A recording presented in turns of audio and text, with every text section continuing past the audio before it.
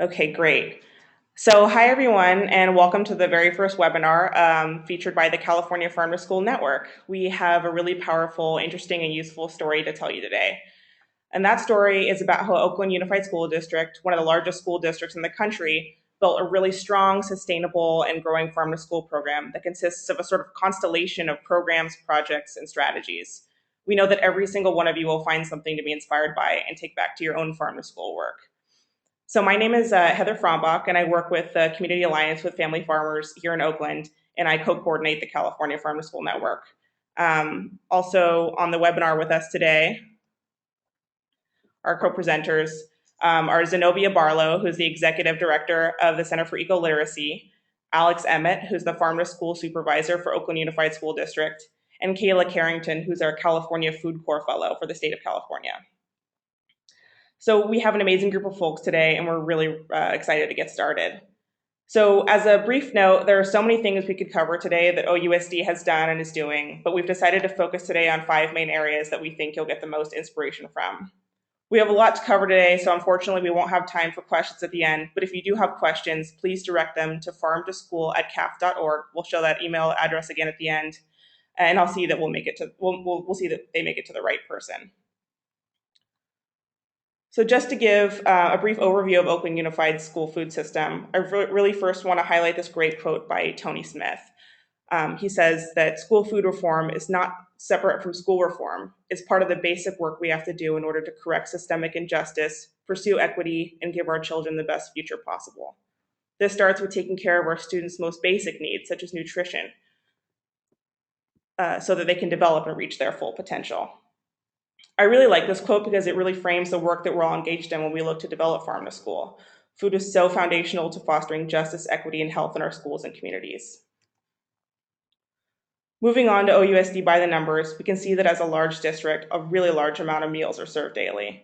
There are 37,000 students at 86 schools, 70% of which, or 71% roughly, are eligible for free and reduced price lunches and participating in numerous meal programs throughout the day. This can add up to a whopping 6 million meals served per year by the district. So again, a really large volume. One of Oakland's primary assets is its high quality of leadership within the district. Jennifer Labar is the Director of Child Nutrition Services and is a visionary leader. Alex Emmett, who I mentioned is also on this webinar and will be sharing a bit later, is the district's farm to school supervisor, and we'll chat briefly about how that position was created. Park Guthrie is the school garden coordinator for the district and oversees the development and curriculum around garden-based education at the district's 74 gardens.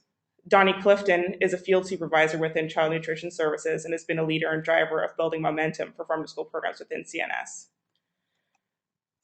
Jennifer Labar in particular is widely recognized in the community for her leadership and the large role she played in transforming Oakland's school food system.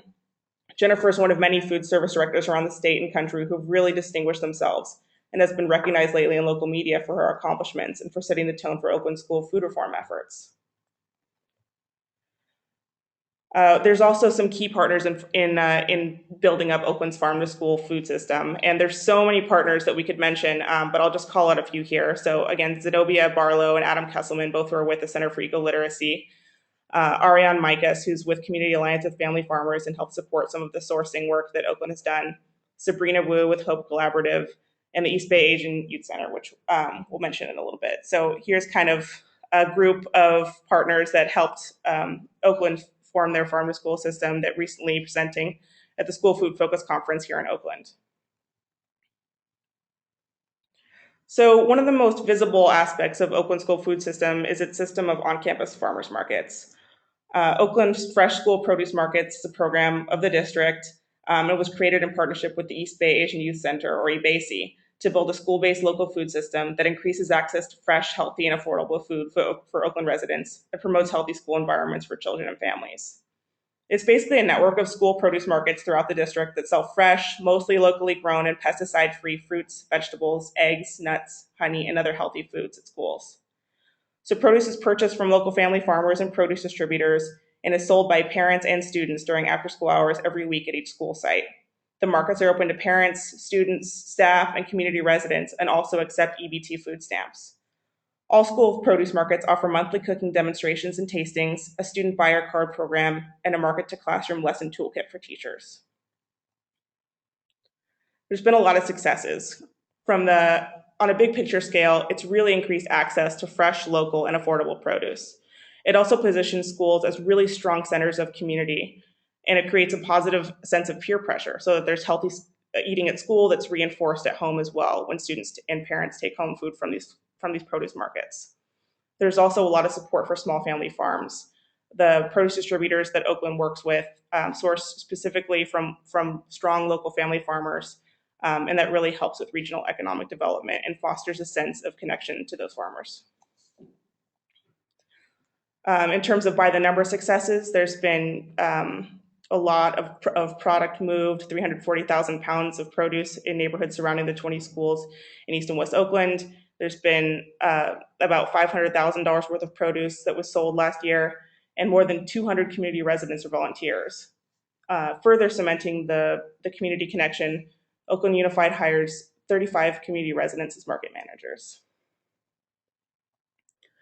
And with that, I'll hand it over to Zenobia Barlow, who's going to be going over the Rethinking School Lunch feasibility study, which proved to be foundational for strengthening Oakland's school food system. Well, thank you. I just wanted to share with you that starting in about 2009, the Center for Eco-Literacy entered into a partnership with a couple of foundations, the Tomcat Trust and the Bechtel Foundation. And we wanted to demonstrate really large-scale change in a school food system. And so we scouted for lots of districts, and we chose Oakland. And we chose Oakland because there's a great need, but also because the district had such visionary leadership. We knew that it was going to take like a decade and many millions of dollars, and we wanted to choose a school district that would see things through.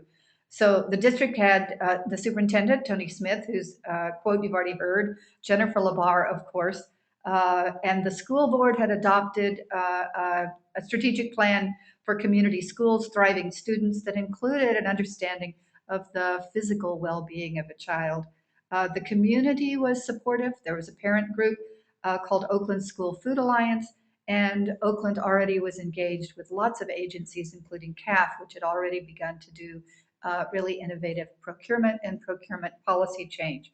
So we thought that we had the best bet of working with Oakland to see things all the way through. It took from 2009 to January of 2012 to complete a feasibility study. The purpose was to create a roadmap for comprehensive reform of school food in the district. Jennifer had a very big vision for serving more fresh food to kids, and she clearly recognized that inadequate facilities were her primary obstacle. We wanted to test her hypothesis, confirm what was feasible, and determine what it would cost so that we could make realistic recommendations to the board of directors so that they could approve things. So what is Rethinking School Lunch? Rethinking School Lunch is a solutions-oriented approach to school food system innovation, and it begins with a planning framework.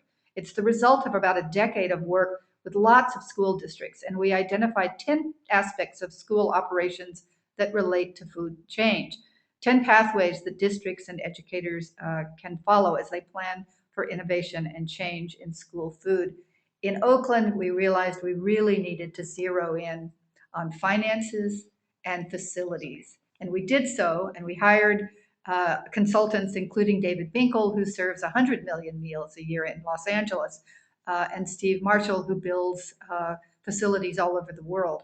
And the pair of them came up with a feasibility study, and we did an executive summary of it, which you can download from either the Oakland Unified School District's website or the Center for Eco-Literacies.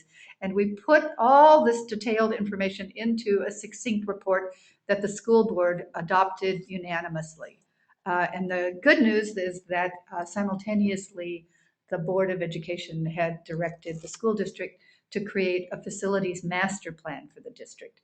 And so the recommendations we made showed up pretty much verbatim, as you can see in this sample from Rethinking School Lunch feasibility study, into the facilities master plan. This was, the facilities master plan was approved unanimously by the board in the summer, and in the fall, we went out for a bond measure. So what's a bond measure? A bond measure is a bond issued by a local government, and it could be a state or a city or a county or a redevelopment agency. In this instance, it's a school district. And about every 10 years, Oakland goes after a bond measure. I want to say that school districts, there's a lot of stiff competition for that funding. Oakland had about $1.5 billion in facility need, and we were able to launch a bond measure campaign for 475 million. It was Measure J. It was during the presidential campaign, so there was a huge amount of turnout, but a very long ballot, and we were very concerned. There were two signs. You're seeing one of them. There was one that said, "Every child deserves a safe school," and the other sign said, "Every child deserves a healthy school." And it took some convincing to add healthy to the campaign, because the campaign manager was very dubious. So we raised some money and we did polling, and what we've discovered, I think is important for all of us, is that more than 80% of taxpayers in Oakland said they either strongly or agreed that schools have the responsibility for nutrition and nutrition education for the school age population. And that kind of polling has borne out across the state with field studies and reports from Kaiser and Pew. So there's very strong public support. In fact, our campaign manager now feels like adding facilities to a bond measure will enhance its ability to pass. So in Oakland, we succeeded by an unprecedented 84%, and we received a bond measure for 475 million. Approximately 40 million of that amount has been allocated to the recommendations in our feasibility study, and there will be the construction, exactly as Jennifer imagined, of a central kitchen with an education center and an urban farm, as well as the refurbishing of kitchens across the district.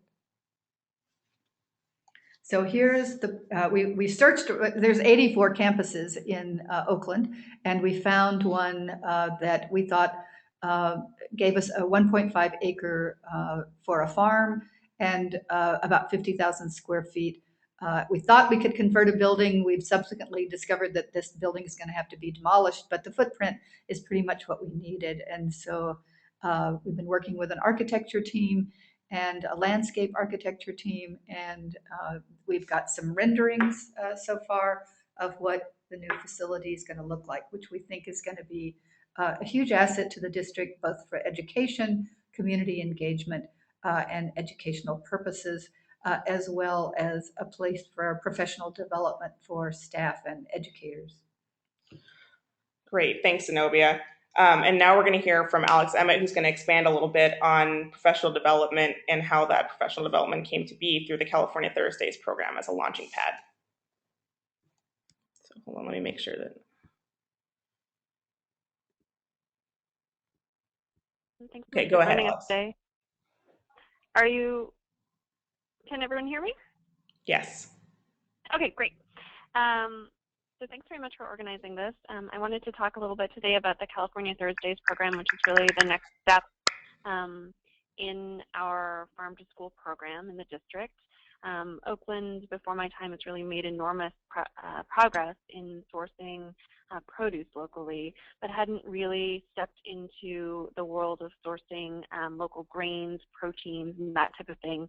And so California Thursdays is really the next step for us, and also a vehicle for change, looking at developing new recipes as we're going towards the new central kitchen that Zenobia just described.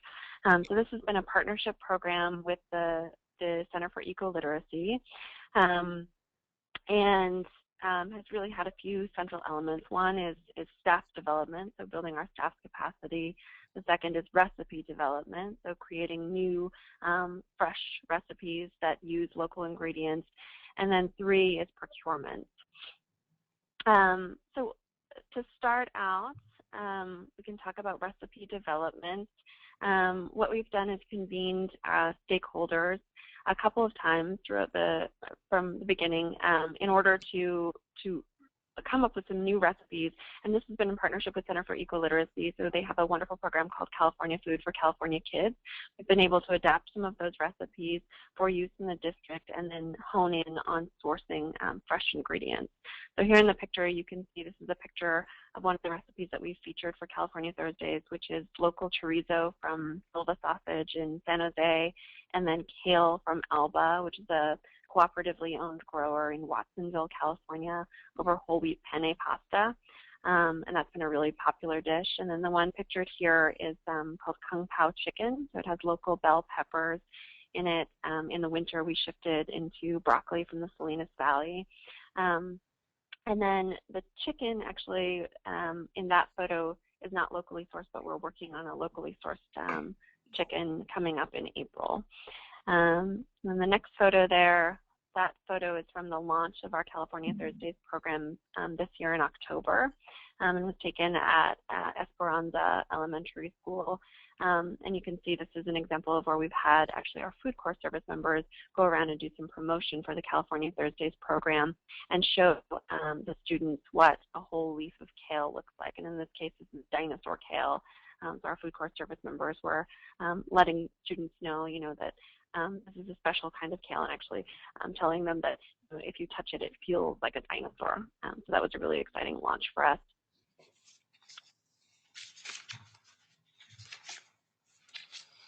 So moving into sourcing, as I mentioned before, Oakland's made enormous progress on sourcing produce locally.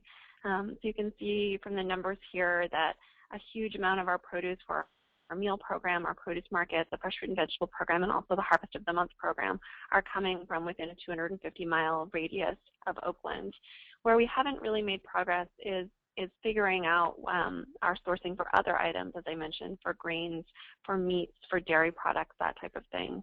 So California Thursdays has had really two important pieces in the procurement side. One is we have, in partnership with our food corps service members, looked at calculating a baseline for our purchasing of all ingredients. So we're looking at everything that we purchased from Cisco last year and figuring out what % of that is coming from California. We've actually identified two tiers of California products. So those that are 100% grown, processed, produced, distributed within California, and those that are partially, so they might be grown in California but then taken outside of the state for processing. So a tier 1 and a tier 2, and we're just finalizing that project now. And then the second piece of the procurement piece is really looking at how we can increase our purchases from small family farmers within the meal program. I think as Heather mentioned earlier, the produce market program has been a great area where we've been able to increase our purchases from small family farms, but we haven't really been able to transfer that to the meal program. So California Thursdays is the vehicle through which we're exploring those options and working with our produce distribution company to find ways to process produce from smaller family farms and get it out to our school sites.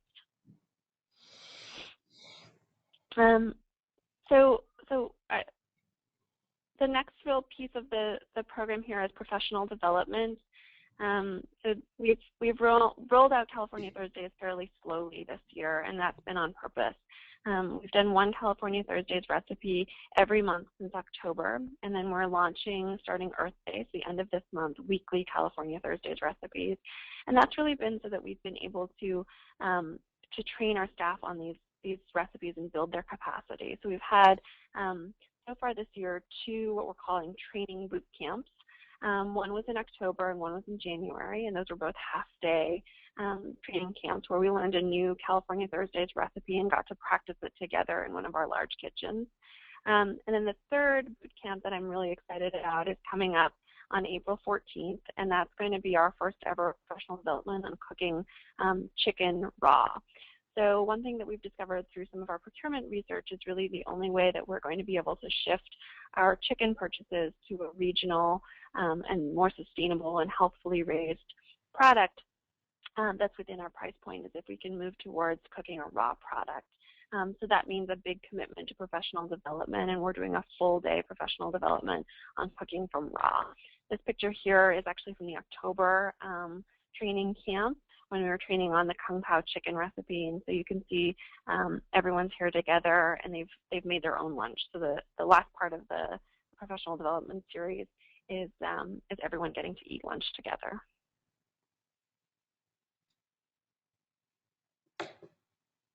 And then we were really, really fortunate. We applied for a USDA Farm to School implementation grant, and we're awarded the grant this fall. And so it's a 2-year grant, and it's supporting the program through all of the different pieces that I just spoke about. It's funding the staff development. It's also funding our staff time for recipe development and procurement work. And you know, this is a program that we definitely need that extra funding for, and so we're super excited to have received that funding, and looking forward to producing some great data and also sort of replicable projects, like I mentioned, the baseline project that'll come out of that grant program.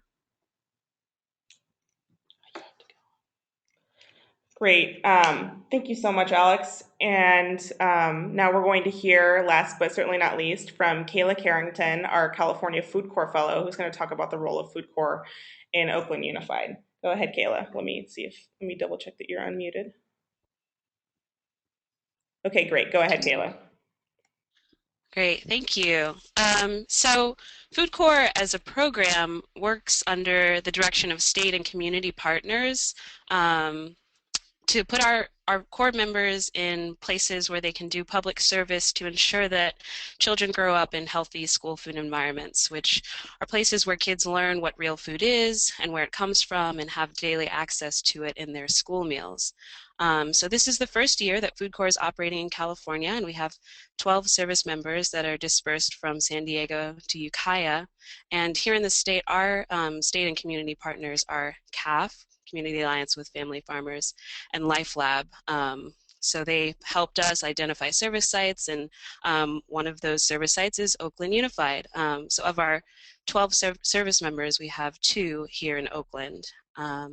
And so the photo that you're looking at now is of Sarah, who is one of our service members at Garfield Elementary. And our other service member is Danielle Nahal, who serves at numerous schools. And both of the service members spend 1 day a week with OUSD in the Nutrition Services Office, supporting some of the projects that Alex touched on earlier, and I'll continue to touch on later. So both of the service members are native to the Bay Area, and so that makes the work especially meaningful to them. And as nonprofit partners, they're supporting this innovative work that OUSD is doing in the realm of farm to school, nutrition education, and school gardens. And there's Danielle right there. So Food Corps has 3 pillars of service that guide members through their service terms, and the OUSD service members have been working very hard on trying to fulfill all 3. So the first of our pillars is knowledge, which for us equates to teaching kids about what healthy food is and where it comes from. So our Oakland service members have reached over 1,000 unduplicated kids, and Sarah works with 16 transitional kindergarten through 2nd grade students each week, while Danielle hosts an after-school garden club and runs lessons with teachers at East Oakland Pride, Esperanza, now Stonehurst Elementary, and Karamatsu Elementary. So they teach at these schools about everything from edible plant parts to worms, and do a little bit of cooking with the kids as well. Our second pillar is engagement, which pertains to school gardens more specifically.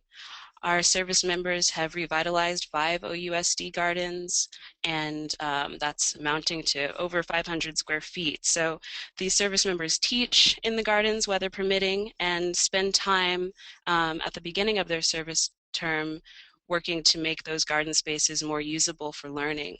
And so they've done everything from getting compost to holding work days and getting the community involved in this revitalization process. And a side note also, Sarah is going to be at the White House tomorrow with 5 other Food Corps service members and our Food Corps founders during the spring planting with the First Lady. So if you check that out, it might be a familiar face to you all. Um, and our third pillar is access, which refers to local procurement. So similarly to what Alex was saying, our service members have helped with creating a spreadsheet for OUSD to create a baseline for their OUSD California Thursdays initiative. Um, and they've also helped to better equip the kitchens in the ways that they can now. So they've created kits with spices and supplies that allow the kitchens to cook some of these new recipes. And one of my sort of favorite examples of how Food Corps fits into this OUSD farm to school and healthy school food environment work is that my service member Sarah, when she teaches her lessons out in the garden as a reward for her kids, she gets to give them vouchers to the farmers markets that they have at the school. So they're getting a very holistic experience, and then they're seeing Sarah in the cafeteria to help promote some of these new recipes. And so we're very excited to be here to support this work and continue to spread the message of all of the work that OUSD is doing. And that's all from me. Great. Thank you so much, Kayla. So that's about wraps it up for our webinar today. I know that we covered kind of a lot of really, really big programs that are really complex, and I know that a lot of you are really interested in learning more about how you can set up programs like these at your own school. And so if you're interested in learning how to set up these types of programs, feel free to contact us. Again, I co-coordinate the California Farm to School Network, and that's exactly what this network is here for, to share resources and tips and strategies for how to implement these really amazing high impact programs like Oakland Unified has done. So if you have questions, you can contact us at farmtoschool@caf.org or visit us at the California Farm to School Network website, which is cafarmtoschool.org. Thank you so much for your time today, everyone, and we hope you enjoy the rest of your day. Thank you.